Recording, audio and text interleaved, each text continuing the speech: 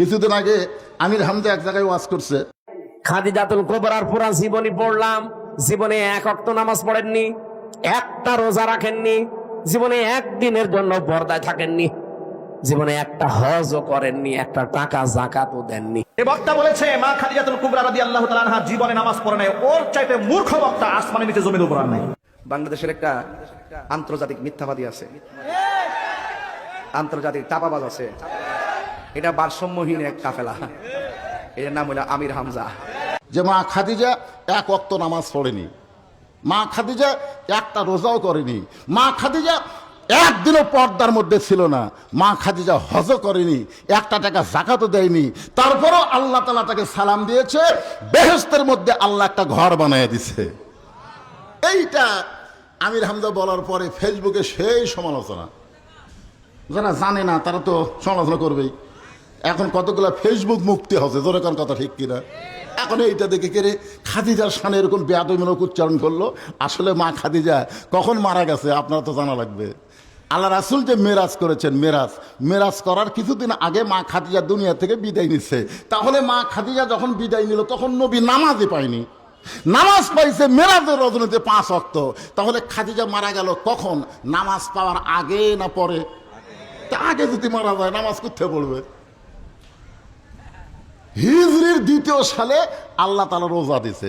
নবী মক্কা থেকে মদিনায় হিজরত করার 2 বছর পরে আল্লাহ রোজা ফরজ করেছে। এখন আপনারা বলেন খাদিজা যখন মারা গেল তার কত বছর পরে? 3 বছর আর 2 বছর, 5 বছর পরে আল্লাহ রোজা দিল। তাহলে খাদিজা রোজা কোথায় করবে? জাকাত আইছে একই, রোজার বছরই জাকাত, তাহলে খাদিজা জাকাত কোথায় দিবে? হজ আইছে একেবারে হিজরতের 9ম বছরে হজ ফরজ, তাহলে খাদিজা হজ কোথায় পাবে? আপনার বলেন খাদিজার সময় পর্দার কোনো আইনই ছিল না, তাহলে খাদিজা পর্দা কেমনি করবে? এইগুলো না বুঝে বক্তারও বলা দরকার, বিশ্লেষণ করে ব্যাখ্যা করে। বক্তা হয়তো পরে ব্যাখ্যা করেছে, কিন্তু ওই ব্যাখ্যা পর্যন্ত যায়নি, ওটা আবার ইউটিউবেররা কাটিং করে ছাড়ে দিছে। দরকার কি করে ছাড়া দিয়েছে? কাটিং করে ছাড়া দিচ্ছে। আর জনগণ ওরে বাবা রে। এখন যে কোরআন থেকে আপনারা আলোচনা শুনবেন, ওয়াজ শুনবেন, তাফসির শুনবেন, তারপর আমার 2-1টা চুটকিও শুনবেন, আমার কোনো কথা কোরআনের বাহিরে না। প্রত্যেকটা জিনিস বোঝানোর জন্য এখন তুলে দেওয়ার কথা ছিল 10টায়, দিতে দিতে রাত 10:30 পার করে দিয়েছেন। এখন এতদিন পর এমনিতে 23 সালে আইসা ঘুরে গেছি, জোরে কোন কথা ঠিক কিনা? আপনাকে মনে আছে? আয় আয়, কি আফসোস যে আপনারা আমাকে দাওয়াত দিলেন, অথচ আমি আসলাম ঠিকই, আমাকে মাহফিলে উঠতে দেওয়া হলো না। শেষ পর্যন্ত একজন কান্নাকাটি করে বলেছিল, হুজুর আইসে যখন খালি মোনাজাতটা করে যাক। এই মোনাজাত চলবে না। আমি মোনাজাত করতে পারিনি। কোনো প্লেয়ার খেলবারে সে যদি না খেলে ফেরত যায়, তার কলিজার যে কি কষ্ট হয়। খালি 23 সাল থেকে অপেক্ষা করতেছিলাম, আল্লাহ হায়াতের জিন্দেগিতে একটা বার কি আমাকে ওই জায়গায় যাওয়ার তৌফিক দিব না? তো আল্লাহ তাআলা এই বছর আমাকে সে তৌফিক দান করেছে। আপনারাও কষ্ট করে বসে এবং দাঁড়িয়ে থেকে কথাগুলো শুনতেছেন। অত্যন্ত গুরুত্বপূর্ণ তথ্য নির্ভর আলোচনা করতে হবে, জোরে কোন কথা ঠিক কিনা? হ্যাঁ, এই জন্য এই দুটার আবার কি হলো, সাথে সাথে কি হলো? মানুষ বসার জায়গা পাচ্ছে না, আর এরা বসে জায়গা ছেড়ে দেয়। আবার আসবে কেন? আপনারা বলতেছেন পেশাব। এই আল্লাহর কোরআন একটা কেজের উপর দেন তো, একটা মাদ্রাসার মাহফিল কেজে একটা কোরআন শরীফ নাই। এই কোরআন শরীফের নাম কি? খালি আল কোরআন। আল্লাহ বলেছেন অনুনাজ্জিলু মিনাল কোরআনি মা হুয়া শিফাউ ওয়া রাহমাতুল লিল মুমিনিন। মুমিনদের জন্য আল্লাহ তাআলা এই কোরআনকে শেফা স্বরূপ নাজিল করেছে। শেফা শব্দের অর্থ হলো যাবতীয় রোগ মুক্তি হিসাবে আল্লাহ কোরআনকে নাজিল করেছে মুমিনদের জন্য। আপনি সেই কোরআনের আলোচনা শুনতে এসে পেশাব লাগতে পারে। যদি আপনি বলেন যতই পেশাব লাগুক আমি উঠবো না, এই মনে করে যদি ধৈর্য নিয়ে বসে থাকতে পারেন, আল্লাহর কোরআনের সিলায় পেশাব জাতীয় যত ব্যারাম আছে আল্লাহ সব ভালো করে দিবে। আল্লাহ পারে কি পারে না? জোরে কোন পারে কি পারে না? হ্যাঁ, আসতে পারে পেশাব, কিন্তু খালি ধৈর্য ধরবেন। ইন্নাল্লাহ মা সাবিরিন, আল্লাহ ধৈর্যশীলদের সঙ্গে তুমি আসো। এই উঠে গেলে জায়গা পাবো না আল্লাহ, আমি উঠবো না, পেশাব করব না। প্রথমে একটু কুটকুট করবে, তারপরে দেখবেন আস্তে আস্তে পেশাবের জায়গা ঠান্ডা হয়ে যাবে। পেশাব জাতীয় যত ব্যারাম আল্লাহ ভালো করে দিবে। সুবহানাল্লাহ বলেন। কারণ কোরআনের ক্ষমতা আছে না নাই? জোরে করে আছে না নাই? আমি আপনাকে দেখাবো, একটু ধৈর্য ধরেন। যে কথা বলতেছিলাম, যে কোরআনের তাফসীর শুনতে আসছেন, আলোচনা শুনতে আসছেন, এই কোরআনের মধ্যে কোনো সন্দেহ নাই। আল্লাহ কি বলেছেন? জালিকাল কিতাবুল লা রাইবা ফিহি হুদাল লিন-নাস। কি তার মানে বোঝা গেল ভুল কইয়া লাভ নাই। আমি হুদাল লিন-নাস বলছি, আপনারা সাথে সাথে বলছেন হুদাল লিল মুত্তাকিন। তার মানে কি? কোরআন সবার জন্য হেদায়েত না। এই বাংলাদেশের মুসলমান দাবি করবে সবাই আল্লাহর কোরআনের দল করতে পারবে না। জোরে কোন কথা ঠিক কি না? কারণ এখানে আল্লাহ মুত্তাকিন শব্দ উল্লেখ করে বুঝাই দিয়েছেন, একমাত্র মুত্তাকি যারা কোরআন থেকে হেদায়েত পাবে তারা। আবু জেহেলের মতন কোরআন শুনবে আর তোমাকে কোরআন হেদায়েত দিবে? কখনোই দিবে না। আবু জেহেল সারা রাত কোরআন শুনছে, সারা রাত। আপনারা তো বসার জায়গা পাচ্ছেন, ওর বসার জায়গা হয়নি। চোরের মতন চুপি চুপি ঘরের বাহির থেকে সারা রাত কোরআন শরীফ তেলাওয়াত শুনছে। সকালবেলাকে মিটিংয়ের মধ্যে বলতেছে, এত সুন্দর কোরআনের বাণী, রাতটা কোন দিক দিয়ে গেল আমি বুঝবারই পারিনি। সুবহানাল্লাহ। কথাটা কিন্তু কোরআনের পক্ষে বলেছে যে এত সুন্দর কোরআনের বাণী, আমার রাতটা কোন দিক দিয়ে গেল আমি বুঝবারই পারিনি। তা আবু সুফিয়ান বলতেছে, নেতা, যেই কোরআন শুনতে এত ভালো লাগে সেই কোরআন গ্রহণ করলে অসুবিধা কি? মা শুনতেই যদি এত ভালো লাগে সেটা ধরলে অসুবিধা কি? তখন আবু জেহেল বলতেছে, আবু সুফিয়ান তুই এমন কথা কইলি, এটা জোরে বলা যাবে না, তুই আমার কাছে আয়। যে কাছে কাছে কানে কানে বলতেছে, এই কোরআনকে গ্রহণ করলে তোর আমার ভুয়া নেতৃত্ব চলবি না। তোর আমার যে নেতৃত্ব চলতেছে মানুষকে নির্যাতন করা, সেই ভুয়া নেতৃত্ব চলবে না, আসল নেতা হয়ে যাবে আব্দুল্লাহর এতিম পোলা। আজও যারা বাংলাদেশে আবু জেহেলের মতো নেতৃত্ব দিবার চায়, তারা এই কোরআনকে মাইনাস করে নেতৃত্ব দিবার চায়। জোরে কথা ঠিক না? কোরআনকে মাইনাস করলে আপনি মুত্তাকি হবার পারবেন না। কোরআন থেকে হেদায়েত নিতে গেলে আল্লাহ বলেছেন হুদাল্লিল মুত্তাকিন, তাদেরকে মুত্তাকি হতে হবে। এখন মুত্তাকিদের জন্য আল্লাহ কি বলতেছেন? ইয়া আইয়ুহাল্লাযীনা আমানুত্তাকুল্লাহা হাক্কা তুকাতিহি ওয়া লা তামুতুন্না ইল্লা ওয়া আনতুম মুসলিমুন। কোরআন তেলাওয়াত শুনলে কি বাড়ে? দুই চারজন বলতেছে, ওয়াইজা তুলিয়াত আলাইহিম আয়াতুহু জাদাতুহুম ঈমানান ওয়া আলা রাব্বিহিম ইয়াতাওয়াক্কালুন। আল্লাহ বলতেছেন কোরআনের তেলাওয়াত যখন হবে, ওই তেলাওয়াতে ঈমান কি হবে? বৃদ্ধি পাবে। আর ঈমান বৃদ্ধি পাওয়ার লক্ষণ কি? এই ঈমান বৃদ্ধি পাওয়ার লক্ষণ কি চুপ থাকা? আমরা এতদিন চুপ থাকা কিছুই হয়নি, জবান খুললেই কাম হয়। জোরে কোন ঠিক কিনা? হ্যাঁ, এই জন্যে জবান খুলবেন কি দিয়া? আল্লাহু আকবার শব্দ দিয়া। যেই শব্দ শুনলে শয়তান পালায়া যায়, আল্লাহ খুশি হয়। এই জন্যে যখনই কোরআনের তেলাওয়াত শেষ হবে, মুমিন মুসলমান জবান খুলে বলবো আল্লাহু আকবার। কি বলবো? আল্লাহু আকবার।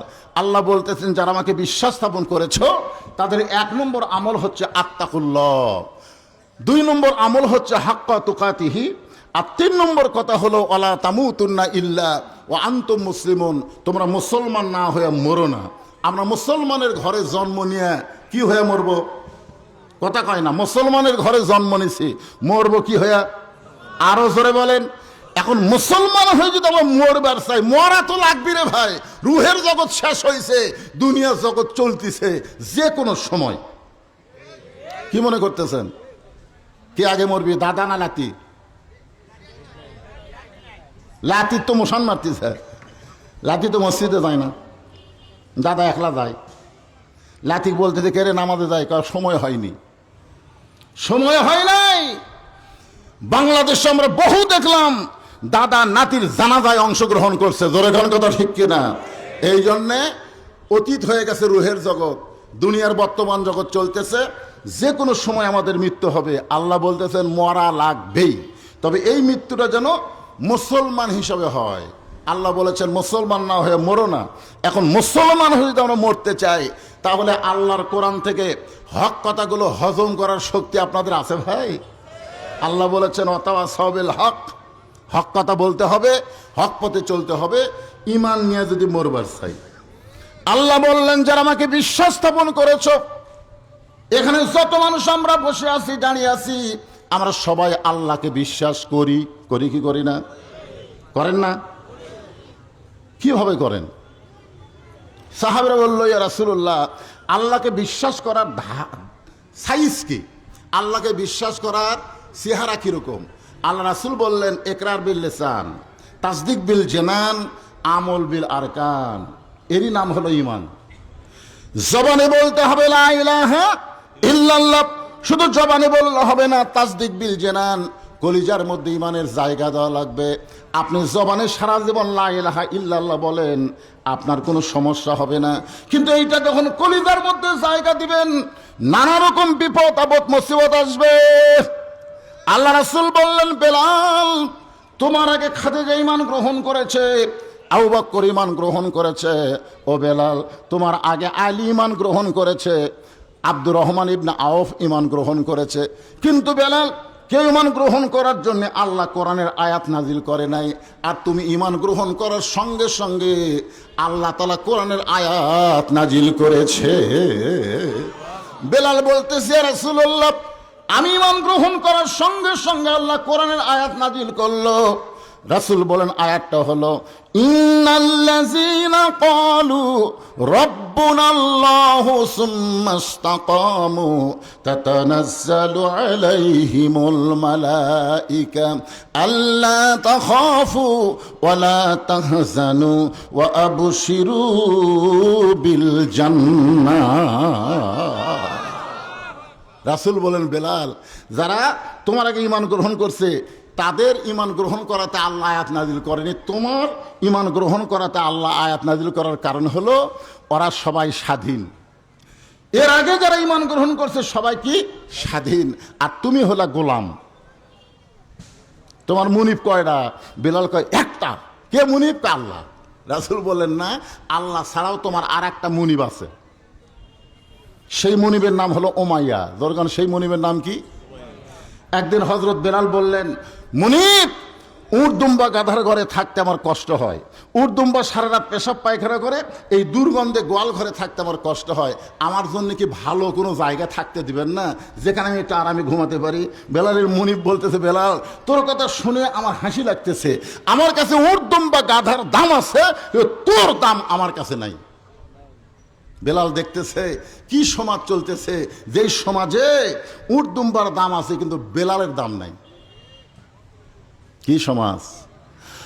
হযরত বেলাল মানুষের অধিকার পাওয়ার জন্য দিনের বেলা ঈমান গ্রহণ করতে পারে নাই।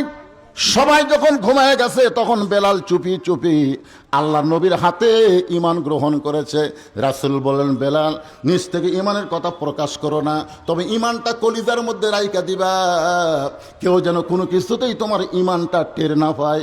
বেলাল সঙ্গে সঙ্গে বললেন, ইয়া রাসূলুল্লাহ, কেউ যেন আমার ঈমানের খবর না পায়, তবে আপনি শুনে নেন, যদি দুনিয়ার মানুষ আমার ঈমানের খবর পায় আমার জীবন যাবে, কিন্তু এক মুহূর্তের জন্য আমি ঈমান ছাড়ব না। এক ওয়াক্ত নামাজ পড়েনি, খালি ঈমানের কলেমা গ্রহণ করার সাথে সাথে বেলালের ঈমান এমন পোক্ত হয়ে গেছে, দরকার হলে জীবন যাবে কিন্তু ঈমান হারা হব না। আল্লাহ রাসূল দোয়া করলেন, বেলাল তোমার কথার উপরে আল্লাহ যেন তোমাকে কবুল করে, ধরে কান আমিন।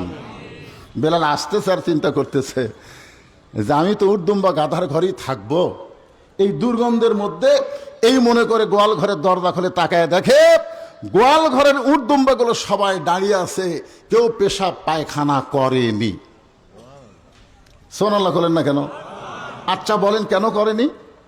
আল্লাহ কোরআনে বলেছেন, অহুয়া মাকুম আইনামা কুনতুম, ইমানদার তুমি আছো যেখানে আমি আল্লাহ আছি সেখানে। এতদিন বেলাল একা ছিল, গোয়াল ঘরে বেলাল কে ছিল? একা ছিল। আজকে বেলালের সাথে কে আছে? আরো ধরে বলেন। আল্লাহ বলেছেন, এই উটদুম্বা তোরা দিনের বেলা পেশাব পায়খানা করবি, রাতের বেলা পেশাব পায়খানা করতে পারবি না, কারণ এতদিন বেলাল একলা ছিল, আমি আজ থেকে আল্লাহ বেলালের সঙ্গে থাকবো। এখন বলেন তো উর্দুম্বা সৃষ্টিকার, হুকুম মানবে কার? বেলাল কয় ঈমান গ্রহণ করলাম, উর্দুম্বা পেশাব বন্ধ করে দিল। সকালবেলা কাজই হলো গোয়াল ঘর সাফ করা, আর সেইটাই যদি না করা লাগে তাহলে কি করবে বেলাল? তখন নামাজ নাই, রোজা নাই, শুধুমাত্র কলেমা। আল্লাহ বলেছেন ইয়া আইয়ুহাল্লাযীনা আমানু উযকুরুল্লাহা যিকরান কাসীরা। আপনি বেশি বেশি নামাজ পড়েন, এ কথা আল্লাহ বলেনি। বেশি বেশি রোজা করেন, এ কথা আল্লাহ বলেনি। বেশি বেশি দান করেন, এ কথা আল্লাহ বলেনি। সবসময় হজ করেন, এ কথা আল্লাহ বলেনি। আল্লাহ বলেছেন বেশি বেশি জিকির করো।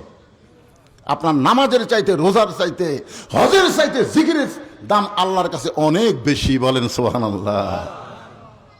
কিছুদিন আগে আমির হামজা এক জায়গায় ওয়াজ করছে যে মা খাদিজা এক ওয়াক্ত নামাজ পড়েনি, মা খাদিজা একটা রোজাও করেনি, মা খাদিজা একদিনও পর্দার মধ্যে ছিল না, মা খাদিজা হজও করেনি, একটা টাকা জাকাতও দেয়নি, তারপরও আল্লাহ তাআলা তাকে সালাম দিয়েছে, বেহেশতের মধ্যে আল্লাহ একটা ঘর বানিয়ে দিছে। এইটা আমির হামজা বলার পরে ফেসবুকে সেই সমালোচনা। যারা জানে না তারা তো সমালোচনা করবেই। এখন কতগুলো ফেসবুক মুক্তি হচ্ছে, জোরে কোন কথা ঠিক কিনা? এখন এইটা দেখে কেড়ে খাদিজার শানে এরকম বেয়াদবিমূলক উচ্চারণ করলো। আসলে মা খাদিজা কখন মারা গেছে আপনারা তো জানা লাগবে। আল্লাহ রাসূল যে মেরাজ করেছেন, মেরাজ করার কিছুদিন আগে মা খাদিজা দুনিয়া থেকে বিদায় নিচ্ছে। তাহলে মা খাদিজা যখন বিদায় নিল তখন নবী নামাজই পায়নি, নামাজ পাইছে মেরাজের রজনীতে 5 ওয়াক্ত। তাহলে খাদিজা মারা গেল কখন? নামাজ পাওয়ার আগে না পরে? আগে যদি মারা যায় নামাজ কোথায় পড়বে? হিজরির 2য় সালে আল্লাহ তাআলা রোজা দিছে। নবী মক্কা থেকে মদিনায় হিজরত করার 2 বছর পরে আল্লাহ রোজা ফরজ করেছে। এখন আপনারা বলেন খাদিজা যখন মারা গেল তার কত বছর পরে? 3 বছর আর 2 বছর, 5 বছর পরে আল্লাহ রোজা দিল। তাহলে খাদিজা রোজা কোথায় করবে? জাকাত আইছে একই, রোজার বছরই জাকাত, তাহলে খাদিজা জাকাত কোথায় দিবে? হজ আইছে একেবারে হিজরতের 9ম বছরে হজ ফরজ, তাহলে খাদিজা হজ কোথায় পাবে? আপনার বলেন খাদিজার সময় পর্দার কোনো আইনই ছিল না, তাহলে খাদিজা পর্দা কেমনে করবে?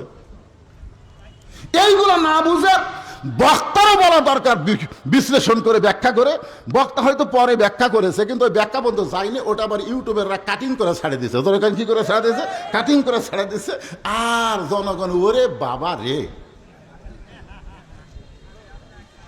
তাহলে খাদিজা কি করে আল্লাহর সালাম পেল? কি করে আল্লাহ জান্নাতে একটা ঘর দিল? অবশ্যই মুসলমান হিসেবে আমাদের জানার অধিকার আছে। জোরে কোন আছে না? রে মায়েরা যারা পর্দার অন্তরে আছেন, ভবিষ্যতে ওয়াজ শুনবার আছেন, একটু মনোযোগ দিয়ে আজকে ওয়াজ শুনবেন।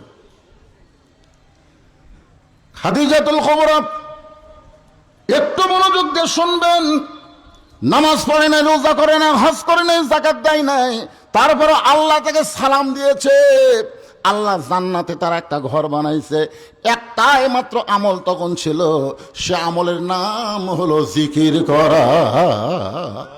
তাহলে দুনিয়াতে সর্বপ্রথম মুসলমানের যে আমল, উম্মতে মুহাম্মাদের আমলের নাম কি? সবাই কর না কেন? আজকে এই জিকিরের কথা বললে কবে হুজুর পীর সাহেব হলো নাকি রে? আমাদের বাংলাদেশে কিছু জাকের পার্টি আছে। জোরে কন কি পার্টি? এই জাকের পার্টির কারণেই তো জিকিরের বদনাম হচ্ছে। জাকের পার্টির জিকির কি সাইজ আপনারা জানেন না? আমার দয়াল বাবার দরবারেতে কেউ ফিরে না খালি হাতে। আপনার বলেন এটা কি জিকির করা না মস্কারি করা?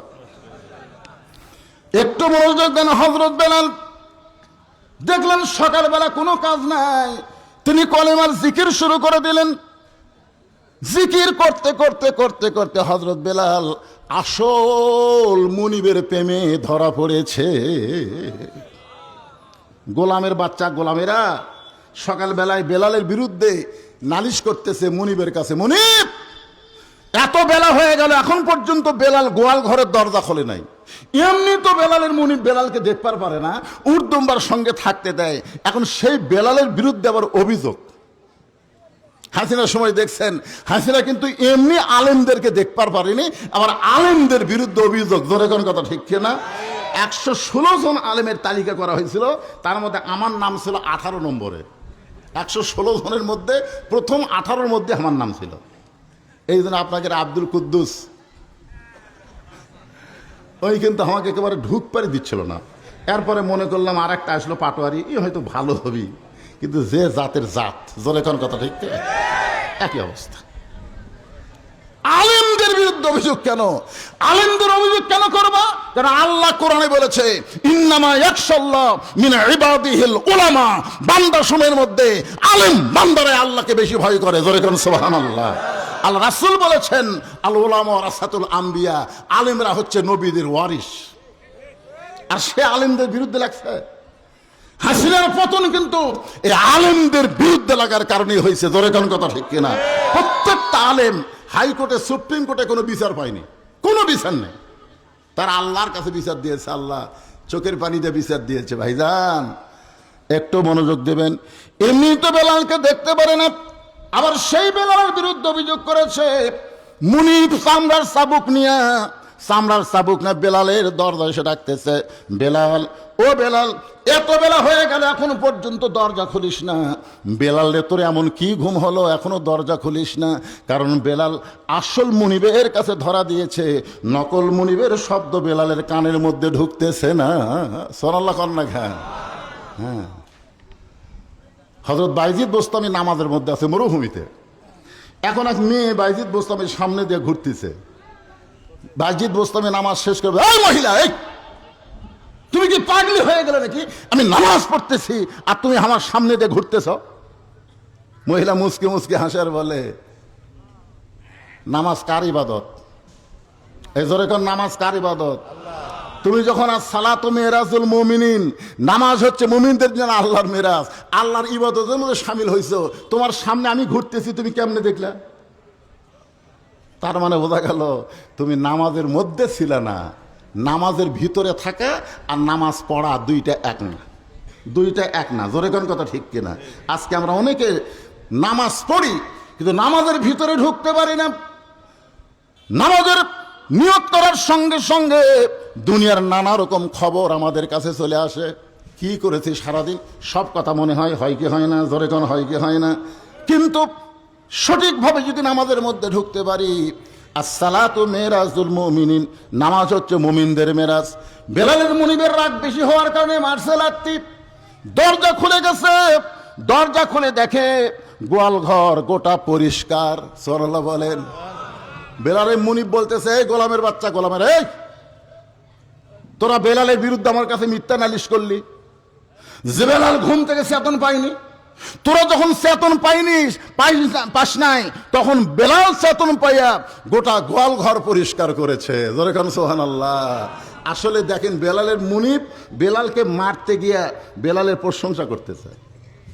আসলে বেলাল পরিষ্কার করছে, গোয়াল ঘর পরিষ্কার করেনি, কিন্তু ইমানের নূর দিয়া তার ভিতরের সমস্ত অন্ধকার পরিষ্কার করেছে। জোরে কোন কথা ঠিক কিনা?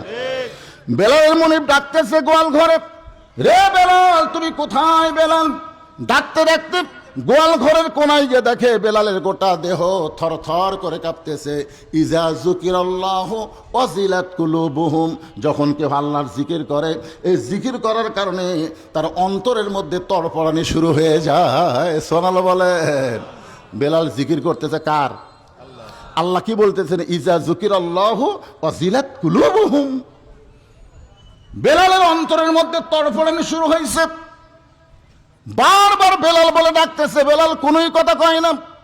হঠাৎ চামড়ার চাবুক দিয়ে বেলালের মুনিব যখন বেলালের দেহে আঘাত করেছে, আঘাত করার সঙ্গে সঙ্গে বেলালের জবান ফসকে বের হয়ে গেছে, লা ইলাহা ইল্লাল্লাহু মুহাম্মাদুর রাসূলুল্লাহ। আচ্ছা, আমাদেরকে কেউ যদি চামড়ার চাবুক দিয়ে আঘাত করে, আমরা কি বলবো? ও মারে বাবারে। জোরে কোন কথা ঠিক কিনা? আপনি আল্লাহরে বলবেন না মারে বাবারে বলবেন? কোনটাকে বলবেন? কথা কয় না। আর যারা প্রকৃত ইমানদার তারা কি বলবে? আল্লাহ আল্লাহ, ও আল্লাহ তুমি কোথায় আল্লাহ, এই কথাই বলবে। আমরা বাপ মা চিনেছি কিন্তু আল্লাহকে আমরা চিনবার পারিনি। ধরে কথা কন না কেন ভাইজান? তো বেলালের গায়ে যখন আঘাত করেছে, বেলালের জবান ফসকে বের হয়ে গেছে, ভিতরে যা আছে সেটাই বার হবে। জোরে করার কথা ঠিক কিনা? আজকে যে যেমন মানুষ মাইক পালে দেখবেন সে তেমন বক্তব্য দেয়, তেমন বক্তব্য দেয়, কোরআন হাদিসের বিরুদ্ধে কথা বলে যাচ্ছে, আমরা কিছুই বলতে পারতেছি না। একটু মনোযোগ দিয়ে শোনেন, যে বস্তার মধ্যে সোনা আছে, বস্তার মুখ খুললে সোনাই বের হবে, আবার যে বস্তার মধ্যে ছাই আছে, মুখ খুললে ছাই বের হবে। জোরে কোন কথা ঠিক কিনা? বেলালের ভিতরে কি আছে? হ্যাঁ, যেই মাত্র জবান খুলেছে বের হয়ে গেছে লা ইলাহা ইল্লাল্লাহু মুহাম্মাদুর রাসূলুল্লাহ। বেলালের মুনিবের হাত থেকে চাবুক পড়ে যায়, গোটা দেহ থরথর করে কাঁপতেছে আর বলতেছে, বেলাল রে, তুই আমার মুনিব হইয়া আমার শত্রুর দলে কখন ভর্তি হলি? তুই আমার গোলাম হইয়া আমার শত্রুর দলে কখন ভর্তি হলি? বেলাল বলতেছে, গভীর রাত্রে। বেলালের মুনিব ওমায়ে বলতেছে, গভীর রাত্রে যখন ঈমান গ্রহণ করছিস, দুনিয়ার কেউ জানে না, তুই ঈমান ছেড়ে দে, আমি তোকে গোলামি মুক্ত করব, এবং এই গোয়াল ঘরের মধ্যে যত উট দুম্বা রয়েছে আমি সব তোকে পুরস্কার হিসাবে দিয়ে দেব। আপনারা বলেন তো, ইমানের পাওয়ার আছে না নাই? যখন আছে না নাই? সব পুরস্কার দিবার চাই, কিন্তু বেলাল কি উত্তর দেয়? যে গোটা দুনিয়া আমার দিলেও আমি ইমান হারা হতে পারবো না। বেলালকে সারাদিন ধরে মারছে, সারাদিন ধরে মারার পরে সারা রাত বেলালের বুকের উপরে পাথর চাপা দিয়ে রাখছে। এরপরও বেলাল যখন ইমান হারা হয় না, সকালবেলা বেলালের জিব্বা টেনে বের করে ওই জিব্বার মধ্যে পেরেক মারছে। এরপরও বেলাল আল্লাহর জিকির করতেছে। এর নাম হলো ইমান। সেই ইমানদারকে লক্ষ্য করে আল্লাহ বলতেছেন, আত্তাকুল্লাহ, ভয় করতে হবে কার? এই জোরে কান, ভয় করতে হবে কার? আল্লাহর ভয় যখন মুসলমানের কলিজায় আসবে, এটা কিন্তু বর্তমান সমাজ দেওয়া হবে না। বর্তমান সমাজে আমরা আল্লাহর ভয় করে মসজিদে জোহরের নামাজ পড়তে চাই। আপনাকে এখানকার বলতেছি না, গুরুদাসপুরের মডেল মসজিদের কথা বলতেছি। গুরুদাসপুর মডেল মসজিদ আপনি জোহরের নামাজ পড়বেন সামনে কাতারে, কিন্তু সমস্যা হলো আপনার পায়ে 2000 টাকার জুতে আছে। আপনি এখন বলেন তো, মসজিদ দরজার যায় আপনি কার ভয় আগে করবেন?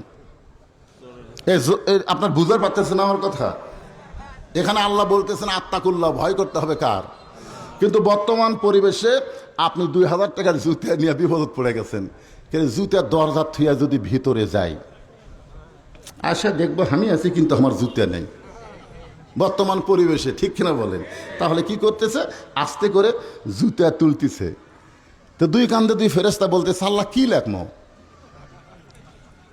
আল্লাহ বলতেছে, আমার ভয় আমার ঘরে ঢুকতেছে, কিন্তু বেটা বর্তমান পরিবেশ আগে চোরের ভয় করছে। তো ফেরেশতা বলে, তাহলে লিখবো কি? আল্লাহ বলতেছেন, চোরের ভয় আল্লাহর ভয় একই কলিজার মধ্যে যদি রয়, তার কোনোদিন আত্তাকুল্লাহ আদায় হয় না। আত্তাকুল্লাহ আদায় করতে গেলে কেবলমাত্র ভয় করতে হবে কার? তো কেবলমাত্র আল্লাহর ভয় যদি আমরা করতে চাই, তাহলে বর্তমান পরিবেশে আল্লাহর ভয় করা যাবে না। আল্লাহর ভয় করতে গেলে আল্লাহর কোরআনের পরিবেশ আমাদের বাংলাদেশে চালু করা লাগবে। জয়গণ কথা ঠিক কিনা? এই জন্যে বাংলাদেশে একটা রব উঠেছে। কি রব? সব কিছুই তো আমরা দেখলাম, কি পেলাম? আগামীতে যে কোরআনের ওয়াজ শুনি, শুধু ওয়াজ শুনবো না, এই কোরআনকে আমরা একটু নিজের চোখে দেখবার চাই। জয়গণ কথা ঠিক কিনা? শুধু হাফিজি মাদ্রাসার দিকে তাকায় দেখেন, আর আপনাকে পুরুলিয়া প্রাইমারির দিকে তাকায় দেখেন, এই দুটা দেখলেই তো আপনি বুঝতে পারবেন। কিন্তু প্রাইমারির জন্য জীবনে ভিক্ষা করা লাগলো না, 1 টাকা কোনোদিন প্রাইমারি হেডমাস্টার কারো কাছে ভিক্ষা করলো না, তারপরে প্রাইমারি চলে কেমনে রে? আর এই মাদ্রাসার জন্য বক্তা ওয়াজ শুরু করে কিছুক্ষণ পর দেও বাবা, দেও বাবা, এই যে দেও বাবা শুরু হয়ে গেল। তাহলে আমরা কোরআনের কি দেখলাম? কোরআন চলে ভিক্ষা দিয়া, আর প্রাইমারি চলে সরকারের টাকা দিয়া। জোরে এই দেখতেছেন আপনারা, নিজ চোখে দেখতেছেন তো? এই যে দেখতেছেন, এই দেখার নাম দেখা না, আসলে মূলত দেখা কি এইটা বোঝানোর জন্য বলতেছে আত্তাকুল্লাহ। অর্ধ জাহানের খলিফা হযরত ওমর জুমার দিনে যখন খুতবা দিচ্ছেন, জুমার দিনে খুতবা শুরু করেছেন, মাঝখান থেকে এক মুসল্লি দাঁড়িয়ে বলতেছে, আমির আল মুমিনিন, আপনার খুতবা আমরা শুনবো না। ওমর ফারুক সনকে গিয়ে বলতেছে, আমার খুতবা কেন শুনবা না? আমার অপরাধ কি? কি অপরাধে তুমি আমার খুতবা শুনবা না? বলে আমি না, যত মানুষ আপনার খুতবা শুনতেছে কেউ আপনার খুতবা শুনবে না। উমর ফারুক বললেন আমার অপরাধ কি? সাহাবী বলতেছে আপনার অপরাধ হলো আমাদেরকে খাটো পাঞ্জাবি দিয়া আপনি লম্বা জুব্বা পরে খুতবা পড়তেছেন, আমাদেরকে খাটো পাঞ্জাবি দিবেন, আপনি লম্বা জুব্বা পরবেন। এই লম্বা জুব্বা কোথায় পাইলেন? যতক্ষণ পর্যন্ত না বলবেন ততক্ষণ পর্যন্ত আপনার খুতবা শুনবো না। আত্তাকুল্লাহ, ভয়কার। আরো জোরে বলেন। যদি মানুষের আইন চলতো টুটি ধরে, ওমর ফারুক তখন বাংলাদেশের মতন 96টা দেশের রাষ্ট্রনায়ক, বাংলাদেশের মতন 96 দেশের খলিফা, তারই জুব্বা লম্বা, মাঝখান থেকে লোকমা দিছে।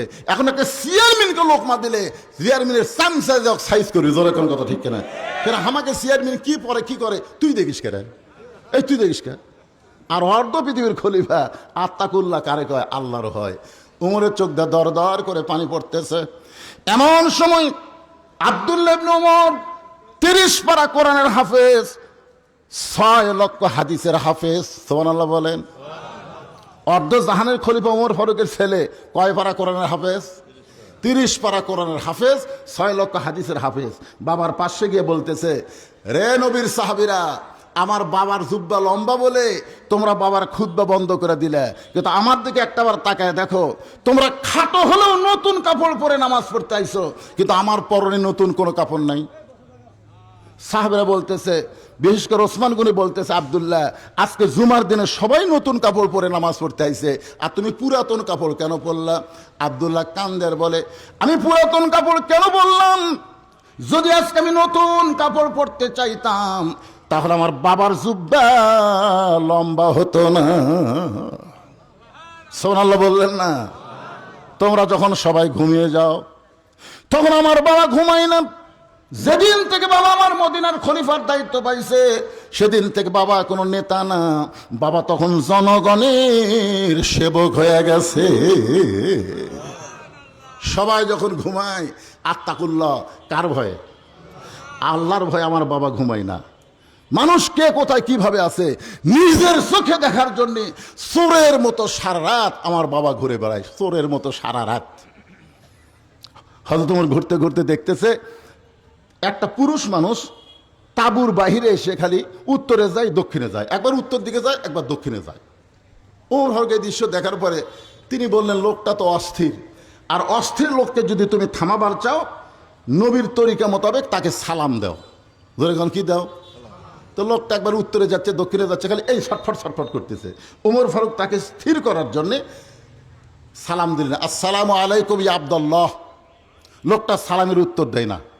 ওমর ফারুক আবার সালাম দিলেন, আসসালামু আলাইকুম ইয়া আব্দুল্লাহ, রে আল্লাহর বান্দা তোমার উপর আল্লাহর রহমত বর্ষিত হোক। লোকটা সালামের উত্তর দেয় না। ওমর ফারুক যখন আবার সালাম দিবার চাচ্ছে এমন সময় লোকটা বলে, এই মিয়া বারবার আমাকে সালাম দাও মিয়া, তুমি জানো না আমার মনের মধ্যে শান্তি নাই? তোমার সালাম খালি উপর দিক দিয়ে যায়, ভিতরে ঢুকতেছে না। ওমর ফারুক জোড়হাত করে বললেন, ভাইজান আপনার সমস্যা কি? বলে, আমার বাড়ি হলো অমুক জায়গায়, আমি যাচ্ছি অমুক জায়গায়। ওমর ফারুক যখন কোরআন দিয়ে রাষ্ট্র চালায় তখন দিনেও যা রাতেও তাই। জোরে খান সুবহানাল্লাহ। দিনের বেলাও যা রাতের বেলাও তাই। কোরআন দিয়ে যখন রাষ্ট্র চলে তখন দিনের বেলাও যেমন শান্তি, রাতের বেলাও আরো ঘুরে শান্তি। সুবহানাল্লাহ কন্যা খান। তা আমার বউকে নিয়ে, আমার গর্ভবতী বউকে নিয়ে আমি অমুক কাফিলায় যাচ্ছি। এই মাঝ রাস্তা আমার গর্ভবতী বউয়ের প্রসব ব্যথা শুরু হয়েছে। আর বউটা যখন প্রসব ব্যথায় কাতরাকাতি শুরু করছে তখন আমি তাঁবু টাঙ্গাইয়া আমি অস্থির হয়ে ঘুরতেছি। এই মুহূর্তে আমি ধাত্রী পাই কোথায়? আমি কখনো উত্তরে যাই দক্ষিণ যাই, মিয়া আমার মধ্যে যন্ত্রণা আর খালি সালাম দাও। ওমর ফারুক মুস্কে হেসে বললেন, ভাইজান ইন্নাল্লাহা মা'আস সাবিরিন, ধৈর্যশীলদের সঙ্গে আল্লাহ রয়েছে, তুমি একটু ধৈর্য ধরো, আমার কাছে ভালো ধাত্রীর খবর আছে। সুবহানাল্লাহ কোন। এক দৌড়ে বাড়িতে গেলেন, বাড়িতে গিয়ে ডাক দিলেন, আব্দুল্লাহর মা। যে আব্দুল্লাহর মা বলে ডাক দিছে, সঙ্গে সঙ্গে ওমর ফারুকের বিবি দরজা খুলে দিস। ওমর ফারুক চুম করছে, কে গো? আমি রাতের বেলা মানুষের দুঃখ কষ্ট দেখবার যাই, আমি মনে করছিলাম 2-3 বার ডাক দিলেও তুমি চেতন পাবা না, এই গভীর রাত্রে আব্দুল্লাহর মা বলতি দরজা খুললা কারণ কি? বলে আপনি যেদিন থেকে মানুষের দুঃখ কষ্ট রাতের বেলা দেখা শুরু করছেন, আমি সেই রাত থেকে সারা রাত দরজায় দাঁড়িয়ে দাঁড়িয়ে আমি আল্লাহর কাছে দোয়া করে, আল্লাহ আমার স্বামীকে তুমি হেফাজত করো, জোরে কোন সুবহানাল্লাহ। আপনি মানুষের দুঃখ কষ্ট নিজের চোখে দেখবেন, আর আমি বউ হইয়া ঘুম পারবো, আপনি সেই বউ আমাকে পাঠান। আমি আমার বউরে বহুদিন কইছি ওয়াজ করে রাত্রিবেলা বাড়িতে আসবো। আমি মনে করছিলাম হয়তো ওমর ফারুকের বইয়ের মতন আমার বউ হবে। আল্লাহর কোরআন আমার সামনে, কোনোদিন আমার বউকে আমি চেতন পাইনি। যতদিন আমার মা জীবিত ছিল, বিশ্বাস করেন আমার মাকে কোনোদিন ডাকা লাগেনি। আমার জুতার শব্দই মা বুঝবার পারে। রাত 2টা হোক 3টা হোক, আমি মার জানলার ডাক হাঁটা যাতি, মা বলে বাবা বউ যান ডাক দিস না বাবা, আমি চেতন আছি। মা যখন দরজা খুলে দেয়, আমি একদিন পায়ে পড়ে বললাম, মা কোনোদিন আপনাকে ডাকা লাগে না, আপনি দরজা খুলে দেন, চেতন কেমনে পান? মা বলতেছে তোর বউ ঘুমানোর আগে আমাকে বলেছে আজকে তুই ওয়াজ করে বাড়িতে আসবি। এইটা শোনার পরে দুনিয়ার কোনো মা ঘুমাতে পারে না, দুনিয়ার কোনো মা ঘুমাতে পারে না। আজকে যাদের মা নাই তারা বুঝতেছে 23 সালের 25 ডিসেম্বর আমার মা দুনিয়া থেকে বিদায় নেওয়ার পর আমি বুঝতেছি যারা বাবা নাই, যার মা নাই, এই দুনিয়াতে তার আর কেউ না আছে। কথা কন আছে? আর যাদের বাপ মা আছে তারা বুঝবার পারতেছে না। বাপ মা যতদিন জীবিত থাকে সন্তান বুঝবার পারে না। দাঁত থাকতে মানুষ দাঁতের মূল্য দেয় না, চোখ থাকতে মানুষ চোখের গুরুত্ব বোঝে না। যখন দাঁত পড়ে যায়, চোখ চলে যায়, তখন বোঝে চোখ আর দাঁতের গুরুত্ব কি। জোরে কোন কথা ঠিক? বাপ মা আছে তো বুঝবার পারতেছেন না। একের বইয়ের কাছে বইয়ের মা বসে আছে, উনি এখন বলতেছে আম্মা আম্মা আমি বাজারত যাচ্ছি, আপনি ডাব খাবেন না গ্লুকোজ খাবেন? আম্মা, কি মাকড়াজ উচ্চারণ, আম্মা। তো বউ বলতেছে আমার মা ডাবও খায় গ্লুকোজও খায়, দুটাই খায়। তখন বলতেছে আম্মার জন্য ডাব গ্লুকোজ দুটাই আনবো। এই বলে ব্যাগ না বের হচ্ছে, দেখে দরজাত মা খাড়া হয়ে আছে। ওই মা দেখার পরে নজর নিচের দিকে করছে। মায়ের মুখের দিকে তাকালে, বাবার মুখের দিকে মহব্বতের নজর দিলে আল্লাহ হজের সওয়াব দেয়। সুবহানাল্লাহ খান দেখেন। আর এই শয়তান কি করছে, মারির দিকে তাকে হাঁটতেছে। মা কয় কে রে ভাই, আমি দরজাত কখন থেকে দাঁড়ায় আছি, তুই একটাবার আমার দিকে তাকাস না। গত সপ্তাহে 10 টাকার পান কিনে দিছিস, পান কিন্তু ফুরে গেছে, আজকে আমার জন্য 10 টাকার পান আনবি। ছেলে বলতেছে এই জন্যই তো তাকাই না, খালি খাই খাই। মা 10 টাকার পান চাই, খালি খাই খাই। আর শাশুড়ির জন্য ডাব আনবে, গ্লুকোজ আনবে। এরকম বেটা নামক পাটা আছে না নাই? জোরে কোন আছে না নাই? আল্লাহ কোরআনে বলেছেন ওয়াকাদা রাব্বুকা আল্লা তা'বুদু ইল্লা ইয়াহু ওয়া বিল ওয়ালিদাইনি ইহসানা। আল্লাহু আকবার। একটু মনোযোগ দিয়ে শুনবেন।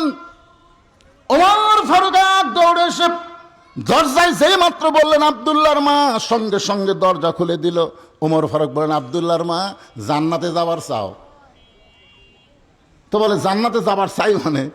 জান্নাতে যদি যাবার চাও তাহলে গরম পানি একটা প্রসব কিভাবে সন্তান ধাত্রীরা দুনিয়াতে আনে সেই ব্যবস্থা নেও।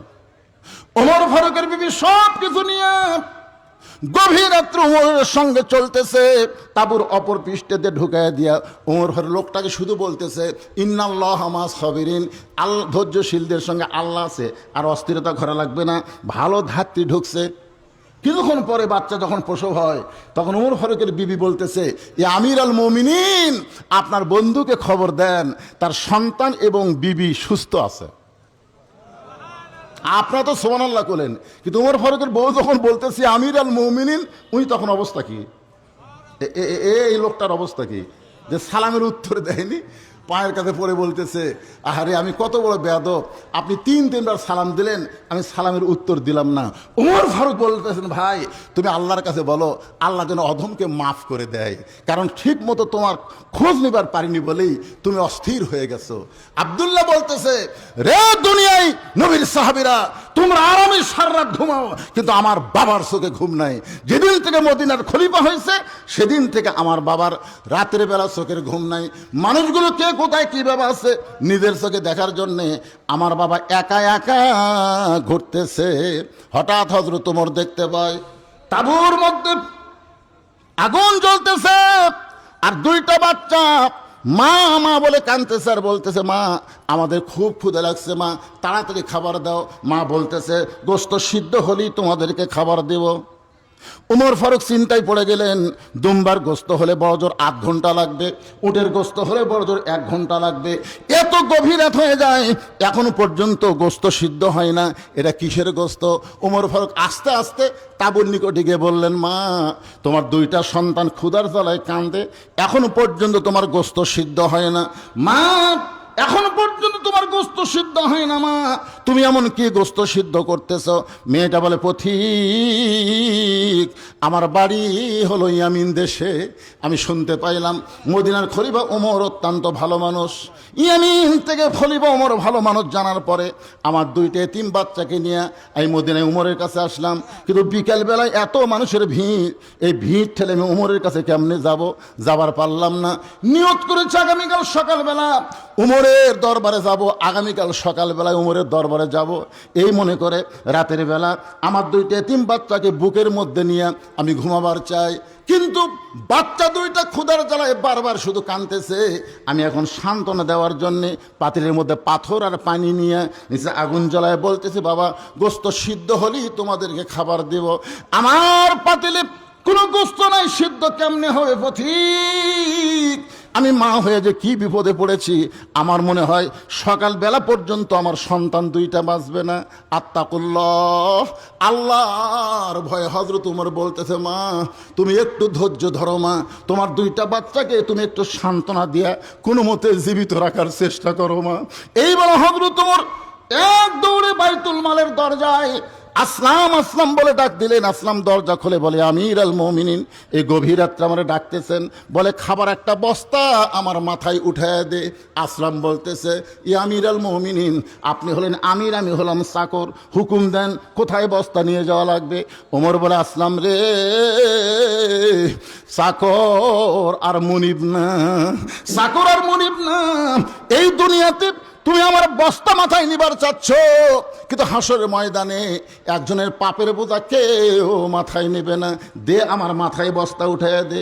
আসলাম অগলিল আমরি মিনকুমকে মানতে গিয়া খাবার বস্তা যখন মাথায় তুলে দিলেন, ওমর ফারুক বস্তা নিয়ে এত জোরে দৌড় মারতেছেন, পিছন দিক থেকে আসলাম বলতেছি, আমির আল মুমিনিন আপনি এত দূরে দৌড় মারলে আপনি পড়ে যাবেন, আপনার কষ্ট হবে। ওমর ফারুক বলে, আসলাম রে সময় মতো যদি পৌঁছবার না পারি তাহলে জাহান্নামের আগুনকে আল্লাহ উমরকে পুড়ায় ফেলবে। আত্মা করলাম হাক্কা তুকাতিহি, এত জোরে দৌড় মারলেন। তাবুর নিকটে গিয়ে বললেন, মা তোমার 2টা সন্তান কি জীবিত আছে? মা মেয়েটা বলতেছে, পথিক এখন পর্যন্ত আমার সন্তান 2টা জীবিত আছে। ওমর ফারুক বললেন, তাহলে তাড়াতাড়ি রুটি আর হালুয়া তৈরি করো।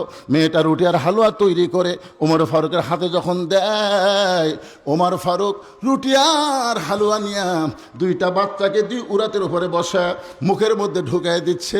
বাচ্চা 2টা রুটি হালুয়া খায় আর ওমর ফারুকের মুখের দিকে ফ্যাল ফ্যাল করে তাকায়। ওমর ফারুকের চোখ দিয়ে দর দর করে পানি পড়তেছে। 2টা বাচ্চা বলে, কে গো আপনি এই গভীর রাত্রে এমন করে কাঁদতেছেন? আমরা এতিম, আমাদের কোনো বাবা নাই, কিন্তু আপনার দয়া দেখে আমরা হারানো বাবাকে মনে হয় ফিরে পাইলাম। ওমর ফারুক কান্দার বলে, আল্লাহ এ অধমকে জাহান্নামের আগুন তুমি হেফাজত করো। মেয়েটা বলে, পথিক রে তুমি জাহান্নামকে নিয়ে কেন ভয় করতেছো?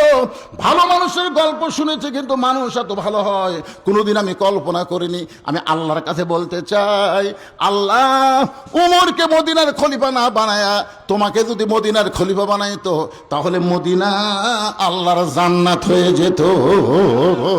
আল্লাহু আকবার। আত্তাকুল্লাহ হাক্কা তুকাতিহি, আমরা ভয় করি কাকে? আরো জোরে বলেন, আল্লাহ।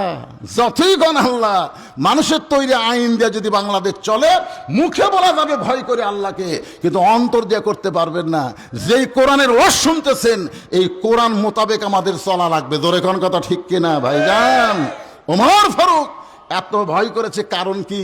সে আল্লাহর কোরআন অনুযায়ী চলে এবং কোরআন অনুযায়ী রাষ্ট্র চলায়।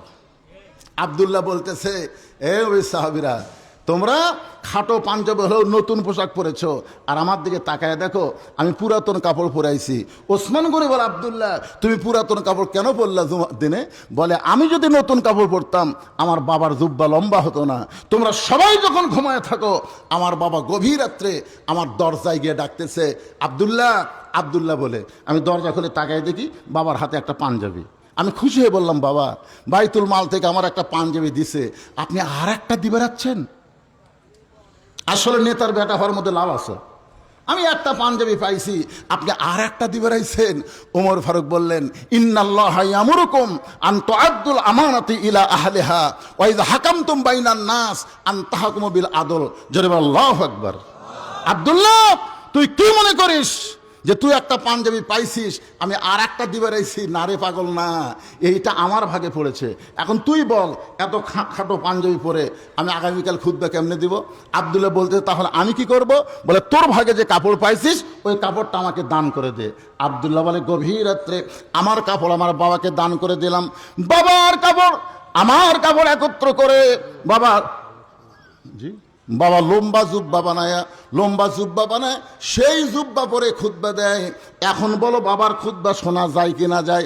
সমস্ত সাহাবীরা দাঁড়িয়ে বললেন, আল্লাহর কোরআন দিয়ে যখন রাষ্ট্র চলবে এমন ভালো মানুষকে নেতা হিসাবে পাওয়া যাবে। সুবহানাল্লাহ বলেন। আসলে ভাইজান, আপনাদের মধ্যে আমি মনে করছিলাম যে সব আদায় শেষ। আমি আব্দুল জলিলকে বলেছিলাম যে 10টার সময় আমাকে যদি টেজে দেয় 12টা পর্যন্ত ওয়াজ হবে, আদায় টাদায় যা আছে তুমি শেষ করে নিবা। কিন্তু এই যে মাঝখানে কিছু অতীতে আসার কারণে ও ঠিকমতো আদায় করতে পারেনি। আর শেষে তো বুঝতেইছেন মানুষের মধ্যে একটা ভাব এসে যায় যে ওয়াজ তো বহুই শুনতেছি, আজকাল শুনবার না পারলে কাল ইউটিউবে সার্চ দিলে এই ওয়াজগুলো পাওয়া যাবে। বুঝতেছেন না? মানুষ এখন মোবাইলে ওয়াজ শুনে শুনে আমি যে ওয়াজই ধরি এই ওয়াজ তো কি কর। আল্লাহ রাসূল ফাতেমার ঘরের মধ্যে ঢুকলেন। ফাতেমা, তোমার কি কখনো মনে হয় তোমার বাবা আল্লাহর নবী বলে আল্লাহ তোমাকে জান্নাত দেবে? ফাতেমা বলতেছে, বাবা আমার বাবা শুধু আল্লাহর নবী না, আমার বাবা হলো বিশ্ব নবী। জোরে কোন সুবহানাল্লাহ। আমার সব সময় মনে হয় আমার বাবা বিশ্ব নবী হওয়ার কারণে আল্লাহ তাআলা আমাকে জান্নাত দেবে। রাসূল বলে, ফাতেমা তুমি বড় ভুল করেছো মা, তোমার বাবা বিশ্ব নবী বলে আল্লাহ তোমাকে জান্নাত দেবে না। জান্নাতে যদি যাবার চাও জান্নাতের আমল করে তোমাকে জান্নাতে যেতে হবে। আমার মায়েরা যারা আছেন একটু মনোযোগ দিয়ে শুনবেন, জান্নাতের আমল করে জান্নাতে যাওয়া লাগবে। ফাতেমা বললেন, বাবা জান্নাতে যাওয়ার আমল কি? আল্লাহ রাসূল বললেন, মাত্র 4টা আমল করলে 8টা আল্লাহ জান্নাতের 8টা দরজা খুলে দিবে। জোরে কান সুবহানাল্লাহ। ফাতেমা বললেন, বাবা জান্নাতের 4টা আমল কি কি? আল্লাহ নবী বললেন, 24 ঘন্টার মধ্যে 5 ওয়াক্ত নামাজ আদায় করবা। সব সময় নামাজ পড়া লাগবে না, ওয়াক্ত মোতাবেক 5 ওয়াক্ত নামাজ পড়লে নামাজের হক আদায় হবে। ও ফাতেমা, 12 মাসের মধ্যে 1 মাস রোজা রাখলে রোজার হক আদায় হয়ে যাবে। ফাতেমা, স্বামী যখন খেদমত চাবে তখন স্বামীর খেদমত করলে স্বামীর হক আদায় হবে। কিন্তু ফাতেমা, সতীত্বের হেফাজত পর্দা করা এটার কোনো সময় নাই, এটা সব সময় তোমার ওপর ফরজ।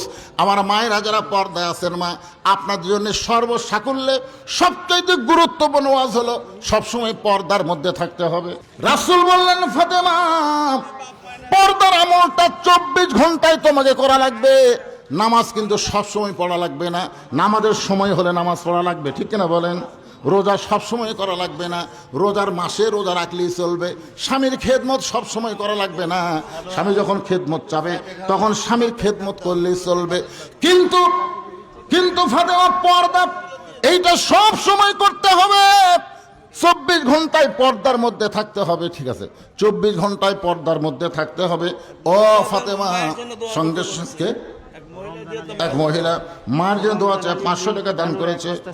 রমজান আলী মিল্কি ধানুরা 1 বস্তা সিমেন্ট করবে দান।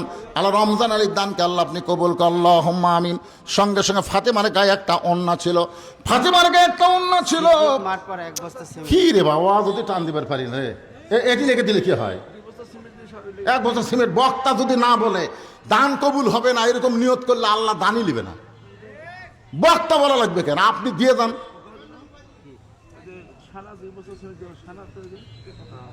আপনারা এত দান এখনো পর্যন্ত তোলেনি, আর এই মাদ্রাসায় দান করে মাশাআল্লাহ, এত দান আগে আদায় করছে, মনে করছে আদায় শেষ, এত লোক যে দান করবে। কে দিল 2 বস্তা সিমেন্ট?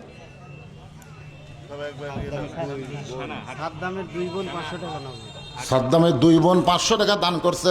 আল্লাহ দানকে কবুল করেন, আল্লাহুম্মা আমিন। আপনি খালি সমানে লেখেন তো ভাইজান, আপনারা কিরকম মনে করতেছেন যে আমরা দান করার পরে বক্তার নাম না বললে দান কবুল হবে না, এরকম কি মনে হয়?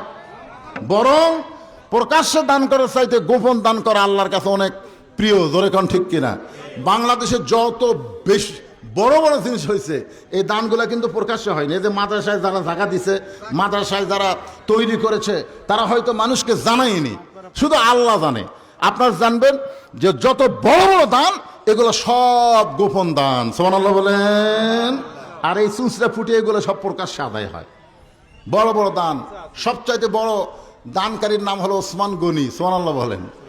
আপনি জানেন একদিন আল্লাহ রাসূল বলেছেন, ওসমান, ওসমান এদিকে আসো, আল্লাহ তোমাকে এত সম্পদ দান করেছে, সেই সম্পদ কতটুকু হতে পারে তুমি কি তার হিসাব জানো?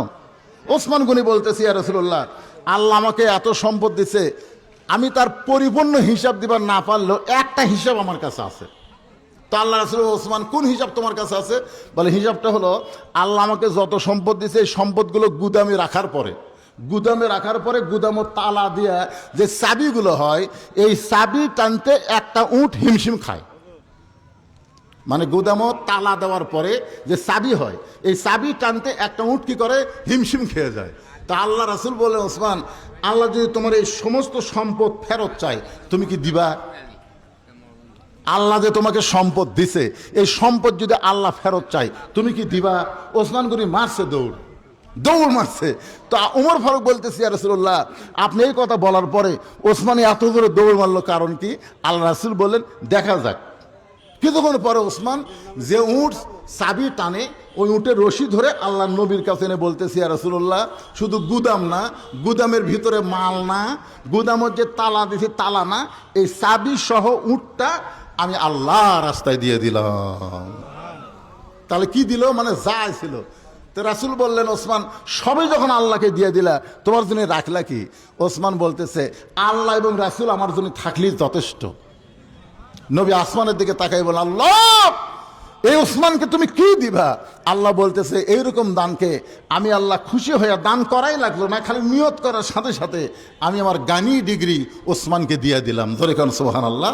রাসূল বললেন, আল্লাহ গানিয়ুন ওয়া আনতুমুল ফুকারা ইল্লা ওসমানও গানিয়ুন। জোরে কারণ সুবহানাল্লাহ। এই জন্য ভাইজান, যারাই দান করতেছেন কখনোই মনে করবেন না বক্তা আমার নাম বলে নাই, আমার দান বুঝে আল্লাহর দরবারে কবুল হয় নাই, একথা মনে করবেন না। বরং আপনি দান করার সঙ্গে সঙ্গে আল্লাহর জান্নাতের খাতায় আপনার নাম লেখা পড়েছে। কারণ আস-সাকিউ হাবিবুল্লাহ, রাসূল বলেছেন, দানকারী আল্লাহর দোস্ত, ওয়ালাউ কানা ফাসিকান, যদিও সে ফাসিক হয় তারপরে আল্লাহর দোস্ত। কারণ দানকারীর কলিজায় আখিরাতের প্রতি বিশ্বাস বাড়ে যায়। দানকারীর কলিজায় আল্লাহ আখিরাতের প্রতি বিশ্বাস বাড়ায় দেয়। আপনারা বলেন তো, যারা এখানে দান করলেন এরা কি দুনিয়াতে পাচ্ছে? মন খালি বারবার বলবে, তুই যে পকেট থেকে টাকা দিলি, টাকাটা তোর কমে গেল রে, এরা মন বলবে। কিন্তু মন যতই বলুক ভাইজান, আল্লাহ বলেছেন, ইউফা ইলাইকুম, তুমি মনে করো না যে আমি আল্লাহ ফকির, তুমি যেটা আমাকে দিলা আমি দুনিয়াতেই তোমাকে 10 গুণ ফিরাই দিব, আর আখিরাতে আমি আল্লাহ তোমাকে জান্নাত দিয়ে দিব। জোরে কোন সুবহানাল্লাহ। এই জন্য আপনারা মনে করেন না যে নাম বলা লাগবে। আমি যে কথাটা বলতেছি, পুরুষ মানুষ ইচ্ছা করলে সব মাহফিলে যাওয়ার পারবেন, কিন্তু মহিলারা কিন্তু সবাই যাওয়ার পারবে না। আমার সে মায়েরা বসে আছেন পর্দার অন্তরালে, সেই মায়েদের জন্য বলতেছে, মা, সঙ্গে সঙ্গে ফাতেমার কাছে ওড়না ছিল, ওই ওড়নাটা মাথার উপর দিয়ে বললেন, বাবা, এই মুহূর্ত থেকে আমি ফাতেমা পর্দার মধ্যে ঢুকে গেলাম। যেই বলেছে আমি পর্দার মধ্যে ঢুকে গেলাম, সঙ্গে সঙ্গে নবী বললেন আমিন। ফাতেমা বললেন আমি পর্দার মধ্যে ঢুকে গেলাম। নবী কি বললেন? আমিন। এই বলে নবী বাইরে গিয়ে বললেন, আল্লাহ, আমার মেয়েটাকে তুমি পর্দার মধ্যে কবুল করে নাও। কারণ বাবাকে সাক্ষী রেখে যে মাথায় ওড়না টেনে দিয়ে বলতেছে আমি পর্দার মধ্যে ঢুকে গেলাম, আল্লাহ ফাতেমার পর্দাকে কবুল করে নাও। নবীর দোয়া আল্লাহ এমন কবুল করলো, একদিন আল্লাহ তাআলা নবীকে ডাক দিল, হাবিব গ, আপনার ফাতেমার খবর আপনি জানেন? আপনার ফাতেমার খবর জানেন? তো রাসূল বলতেছে, ফাতেমা আমার মেয়ে, আমি খবর জানি না মানে? তা আল্লাহ বলেন, আপনি কি খবর জানেন? ফাতেমা আপনার মেয়ে, আপনি কি খবর জানেন? আমার মেয়ে খুব কষ্টে আছে, আমার মেয়ে সকালে খায় বিকালে পায় না, এমন একটা গরিবের সঙ্গে আমার মেয়ের বিয়ে হচ্ছে, আপনি ঘটকালি করে দিয়েছেন আল্লাহ। এ আলী ছাড়ার পাত্র পাননি, এর বাড়িতে খাওয়ার কিছু থাকে না, আমার মেয়েটা খুব কষ্ট আছে। আল্লাহ ডাক দিল, হাবিব আপনি শুনলে খুশি হবেন, আমি আল্লাহ ফাতেমার পর্দাকে কবুল করে ফাতেমাকে সাইয়্যিদাতুন নিসাই আহলেল জান্নাহ, জান্নাতি নারীদের নেত্রী ঘোষণা করে দিলাম। ধরে কোন সুবহানাল্লাহ। আল্লাহ নবী দৌড়ে এসে ফাতেমাকে বললেন, ফাতেমা, ফাতেমা, আল্লাহ তোমার পর্দাকে কবুল করে তোমাকে জান্নাতি নারীদের নেত্রী ঘোষণা করেছে। ও ফাতেমা, তুমি জান্নাতি নারীদের নেত্রী হয়ে যাবে, তুমি জান্নাতি নারীদের নেত্রী হয়ে যাবে। আমার মায়েদের বলতেছে, মা যতই আমল করেন, 1 নম্বর গুরুত্বপূর্ণ আমলের নাম হলো পর্দা। এমন পর্দা ফাতেমা আল্লাহর কাছে করেছে, সবসময় দোয়া করতো, আল্লাহ খালি দুনিয়াতে পর্দা না, আল্লাহ এই পর্দাটা তুমি কবুল করো, পর্দার মধ্যে আমার মৃত্যু দিও, পর্দার মধ্যে আমার কবর যেন হয়, আমার কবরের খবর যেন দুনিয়ার কোনো মানুষ না পায়, আমার কবরটাও যেন আল্লাহ তুমি পর্দা করে দিয়ে দাও। জোরে খান সুবহানাল্লাহ। এমন দোয়া করছে বুঝলেন। গভীর রাত্রে তাকে দাফন করা হয়েছে, গভীর রাত্রে দাফন করার পরে হযরত আলী আল্লাহর কাছে বলতেছে, আল্লাহ আমি স্বামী হিসেবে দুনিয়াতে ফাতেমারে খুশি করতে পারিনি, ফাতেমারে আমি কিছুই দিবার পারিনি, আল্লাহ ফাতেমা আমার সংসার আসার পর থেকে এত কষ্টের মধ্যে ছিল, আজকে গভীর রাত্রে ফাতেমাকে দাফন করার পরে আমি তোমার দরবারে কাঁদতেছি, আল্লাহ ফাতেমার পর্দাকে তুমি কবুল করো। জোরে কোন সুবহানাল্লাহ। কি দোয়া করবে? ফাতেমার নামাজ কবুল করো, ফাতেমার রোজা কবুল করো, এগুলো বলেনি, বলেছে ফাতেমার পর্দাকে তুমি কবুল করো। মায়েরা শোনেন, যত ইবাদত করেন, নামাজ পড়েন, হজ করেন, যাকাত দেন, আপনি রোজা রাখেন, কিন্তু পর্দা যদি ঠিক মতো না করেন, একটা ইবাদত আল্লাহর দরবারে কবুল হবে? কথা কয় না, কবুল হবে? পর্দা না থাকলে কোনো ইবাদত মায়েদের কবুল হবে না। স্বামী দোয়া করতেছে, আমার বিবির পর্দাকে কবুল করো। এই দোয়া করার সঙ্গে সঙ্গে তাকায় দেখে, সঙ্গে সঙ্গে তাকায় দেখে কয়েকটা পুরাতন কবর দেখা যায়। এইমাত্র ফাতেমার কবর দিছে, সেই নতুন কবর আর নাই, এখনই কবর দেওয়া হলো, সেই নতুন কবর কোথায় গেল? গোটা জান্নাতুল বাকির মধ্যে ফাতেমা দৌড়ায়, আলী দৌড়ায় আর কান্দার বলে, ফাতেমার কবর, ফাতেমার কবর। কে যেন ডাকতে বলে, আলী, আমি আল্লাহ তাআলা ফাতেমার পর্দাকে কবুল করার কারণে তার কবরটাকেও পর্দার মধ্যে কবুল করেছি। আমি আল্লাহ খুশি হইয়া তাকে জোহরা ডিগ্রি দান করেছি। জহুরা ডিগ্রি দান করেছে। জহুরা, জহুরা কি? আমার মায়েদের জন্য ওয়াজটা করতে চাইছিলাম, কিন্তু আসলে সব ভেস্তে গেল। আল্লাহর বান্দারা, এখন 12:30 বাজতেছে। আপনারা যারা পরহেজগার মোত্তাকি মানুষ, তারা সবসময় খেয়াল করে যে তারিখের মধ্যে ওয়াজ শুনবো, যেই তারিখে বিজ্ঞাপন ছাপাচ্ছে এই তারিখের মধ্যে হুজুর ওয়াজ শেষ করে মোনাজাত করবে। খালি ওয়াজ শুনলে হবে না, ফজরের নামাজ হামাকরক জামাতের সঙ্গে আদায় করা লাগবে। জোরে কোন কথা ঠিক কিনা? এদিকে কিন্তু এখন জনগণ খুবই সজাগ।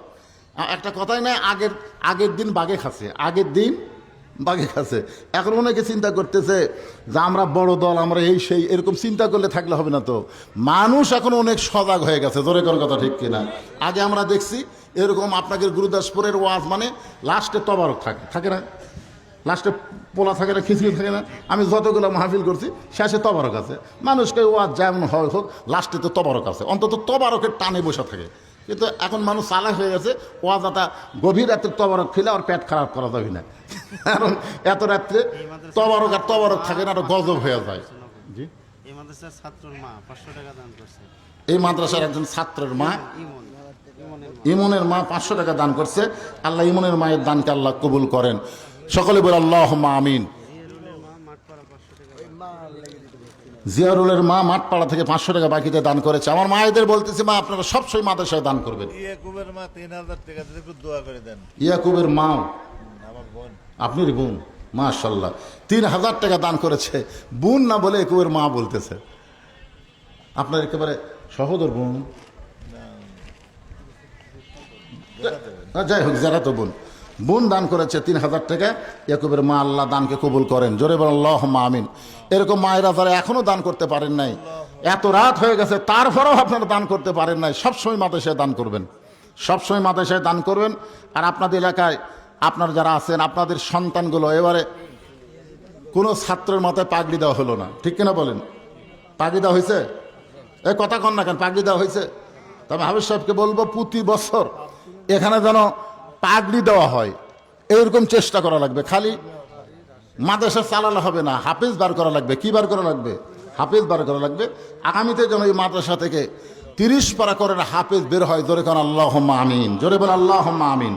সকলে ইস্তেগফার পড়েন, আস্তাগফিরুল্লাহ রব্বি মিন কুল্লি জামবি ওয়া তুবু ইলাইহি। বাইজিদ রাজশাহী মেডিকেলে আছে, 2000 টাকা দান করছে, দোয়া চাই। আচ্ছা, সবার জন্য দোয়া করো। বাইজিদ রাজশাহী মেডিকেলে আছে, অসুস্থ, 2000 টাকা দান করেছে, দোয়া চাই। যারা আশেপাশে এখনো আছেন ভাইজান, আপনার সবাই দোয়ায় সামিল হন, আসেন, দোয়া করা হবে, সবার জন্য দোয়া করা হবে, সবার জন্য আমরা দোয়া করব প্রাণ ভরে। সবাই ইস্তেগফার, আস্তাগফিরুল্লাহ রাব্বি মিন কুল্লি জামবি ওয়া তুবু ইলাইহি, লা হাওলা ওয়ালা কুওয়াতা ইল্লা বিল্লাহিল আলিয়্যিল আযীম। আল্লাহুম্মা সাল্লি আলা মুহাম্মাদ, আল্লাহুম্মা বারিক আলা মুহাম্মাদ। আপনাদের কিছু বলার আছে নাকি? কারো কিছু বলার আছে? কিছু হিসাব ফিসাব কি বলা লাগবে না এখন? ওলা হিসাব পরে। আচ্ছা, ঠিক আছে, আপনি সভাপতি সাহেব কিছু বলবেন? দোয়া করে দিচ্ছি, বসেন, এই যারা দাঁড়িয়ে আছেন বসেন, সবাই আসেন, দোয়ায় শামিল হন। আল্লাহুম্মা আমিন, আল্লাহুম্মা আনতাস সালাম ওয়া মিনকাস সালাম, তাবারাকতা ইয়া যাল জালালি ওয়াল ইকরাম। মাবুদ, কঠিন গরমের ভিতরে আমার গায়ে ফ্যানের বাতাস আসতেছে, তাও আমার কপাল ঘামতেছে। আরামের বাড়ি, আরামের ঘুমকে বাদ দিয়া, ফ্যানের বাতাসকে বাদ দিয়া, দীর্ঘ রাত পর্যন্ত যারা জান্নাতের বাগানে বসে বসে কোরআন হাদিস আলোচনা শোনার শেষে আমি গুনাহগারের সঙ্গে রহমতের দরজায় ফকির হয়ে দোকানে হাত তুলেছি। আল্লাহ গো, মেহেরবানি করে আজকের মাহফিল আমাদের সকলের হেদায়েতের জন্যে, নাজাতের জন্যে, জান্নাতের জন্যে কবুল করো। এই মাহফিলের শুরু থেকে শেষ পর্যন্ত যত আলোচনা হয়েছে আল্লাহ, এর মধ্যে যদি ত্রুটি হয়, ভুল হয়, মাফ করে দিও। এর যা হাদিয়া মঞ্জুর করো, সোনার মদিনায় নবী পাকের রওজা মোবারকে আল্লাহ কবুল করে নাও। তামাম আম্বিয়ায়ে কেরাম, আসহাবে কেরাম, তাবিনী কেরাম, তাবা তাবিনী কেরাম, তামাম পৃথিবীর মাটির নিচে যত মুমিন মুমিনা শুয়ে আছে আল্লাহ, সকলের আরওয়াহ ফরে হাদিয়া কবুল করো। আল্লাহ, আমরা যারা হাত তুলেছি, আমাদের জনম দুঃখনী মা বাবা যাদের অন্ধকার কবরে চলে গেছে, সকলে আমার সঙ্গে পড়েন, রব্বির হামহুমা কামা রব্বায়ানি সগীরা। আল্লাহ, আমাদের বাপ মার কবরকে জান্নাতের টুকরা বানায় দাও। আল্লাহ, এই মাদ্রাসাকে কিয়ামত পর্যন্ত কবুল করে নাও। এই মাদ্রাসার জায়গা আমি দিয়া আজকে যারা অন্ধকার কবরে চলে গেছে আল্লাহ, মাদ্রাসার ওসিলায় তাদের কবরকে জান্নাতের টুকরা বানিয়ে দাও। এখন পর্যন্ত যারা মাদ্রাসাকে চালাইতেছে, কত কষ্ট করে মানুষের কাছ থেকে টাকা পয়সা চায়া চায়া, আল্লাহ, যারা কষ্ট করে এই মাদ্রাসা বর্তমান পর্যন্ত চালাইতেছে, তাদের সকলকে মাদ্রাসার ওসিলা করে জান্নাতি মানুষ কবুল করে নাও। আল্লাহ, মাদ্রাসার কমিটির সম্মানিত সভাপতিকে আল্লাহ তুমি কবুল করো, সহসভাপতি কবুল করো, সেক্রেটারি ক্যাশিয়ারকে কবুল করো, মাদ্রাসার সদস্যদের কবুল করো। মাদ্রাসার যারা দান করলো তাদের সকলের দানগুলোকে আল্লাহ তুমি কবুল করে নাও। আজকের মাহফিলের সম্মানিত সভাপতি অসুস্থ মানুষ, মসজিদের মধ্যে আমার সঙ্গে দেখা করে বলল, হুজুর আমি অসুস্থ হওয়ার পরেও আমাকে সভাপতি করেছে, আমি যাবার পারলাম না, মাদ্রাসার জন্য 20,000 টাকা নগদে দান করে দিলাম। আল্লাহ, তাকে পুরোপুরি সুস্থতা দান করো। আজকের মাহফিলের সহসভাপতি সহ যারা আজকের মাহফিলের সম্মানিত প্রধান অতিথি, আজকের মাহফিলের সম্মানিত প্রধান মেহমান, আজকের মাহফিলের বিশেষ অতিথিবৃন্দদের আল্লাহ তুমি কবুল করো। আল্লাহ, অত্র এলাকার প্রতি মাদ্রাসাকে ওসিলা করে রহমত বরকতের দরজা খুলে দাও। আমার মা বোনেরা পর্দার অন্তরালে বসে বসে শুধু ওয়াজ শুনে নাই, অনেক দানও করেছে আমার মায়েরা। আল্লাহ, আমার মা বোনদেরকে খাদিজাতুল কুবরার সঙ্গে জান্নাতি কবুল কর। আল্লাহ, ও দরদে আল্লাহ, আমি গুনাহগার বলে দোয়া ফিরিয়ে দিও না। আল্লাহ, আখিরে মোনাজাতে যারা সামিল হয়েছে, এতগুলো মানুষের মধ্যে যার 2 হাত তোমার পছন্দ হয়, এই 2টা হাতের ওসিলাই আজকের মাহফিলকে আল্লাহ তুমি কবুল করে নাও। আল্লাহ, আল্লাহ, মেহেরবানি করে গোটা বিশ্বের মুসলমানকে হেফাজত করো। গাজার মুসলমান, ফিলিস্তিনের মুসলমান বড় বিপদে আছে আল্লাহ। আল্লাহ, কত শিশু বাচ্চাদেরকে হত্যা করেছে অন্যায়ভাবে আল্লাহ। যারা হত্যা হয়েছে তাদেরকে শহীদ হিসেবে কবুল করো, আর যারা আহত অবস্থা আছে তাদেরকে আল্লাহ তুমি সুস্থ করে দাও। আমার বাংলাদেশের ফ্যাসিস চলতেছিল, কি একটা ফ্যাসিবাদী শাসন আমল আল্লাহ। আল্লাহ, 5ই আগস্ট আমরা আবার নতুন করে জীবন ফিরে পেলাম, এরকম একটা অবস্থা হয়ে গেল। কিন্তু এইটা করতে গিয়ে প্রায় 2000-এর বেশি ছাত্র জনতা জীবন দিয়েছে, 40,000-এর বেশি আহত হয়েছে, পঙ্গু হয়েছে। তাদের জন্য আমরা প্রাণ খুলে দোয়া করি, আল্লাহ তাদেরকে কবুল কর আল্লাহ। আল্লাহ মেহেরবানি করে আগামীতে আমরা একই বাড়ির মধ্যে থাকি, কেউ আওয়ামী লীগ করতেছিলাম, কেউ বিএমপি, কেউ জামাত, কেউ জাতীয় পার্টি। কিন্তু যখন মসজিদে নামাজের আজান দেয় আমরা কিন্তু আর কোনো দল করতে পারি না, সব দল ভুলে গিয়ে পায়ের গোড়ালির সঙ্গে গোড়ালি মিলাইয়া আমরা কাঁধের সঙ্গে কাঁধ মিলাইয়া জামাতে নামাজ পড়ি। আল্লাহ, আমরা বাইরে যতই দল করি না আল্লাহ, কিন্তু মূলত আমরা মুসলমানে এক দল। আল্লাহ বলেছেন, ওয়ালা তামুতুন্না ইল্লা ওয়া আনতুম মুসলিমুন, মুসলমান না হয়ে তোমরা কেউ মৃত্যুবরণ করো না। আজকের মাহফিলের যতটুকু আলোচনা হয়েছে আল্লাহ, এই আলোচনাটা আমাদের সকলের জন্য কবুল করে আমাদের মৃত্যুটাকে তুমি মুসলমানের মধ্যে কবুল করে নাও আল্লাহ। কত মানুষের জানাজার নামাজ আমরা পড়েছি, এই 2 হাত দিয়ে কত কবরে আমরা মাটি দিয়েছি। একদিন আমরা সবাই মরে যাব। যেদিন আমাদের মৃত্যু হবে, দিনটা যেন জুমার দিন হয়, মাসটা যেন রমজান মাস হয়, ইমানের সাথে ইজ্জতের সাথে এই দুনিয়া থেকে বিদায় নেওয়ার সময় আমাদের জবানে তুমি জারি করে দিও, লা ইলাহা ইল্লাল্লাহু মুহাম্মাদুর রাসূলুল্লাহ সাল্লাল্লাহু আলাইহি সাল্লাম। আসসালামু আলাইকুম ওয়া রাহমাতুল্লাহি ওয়া বারাকাতুহু।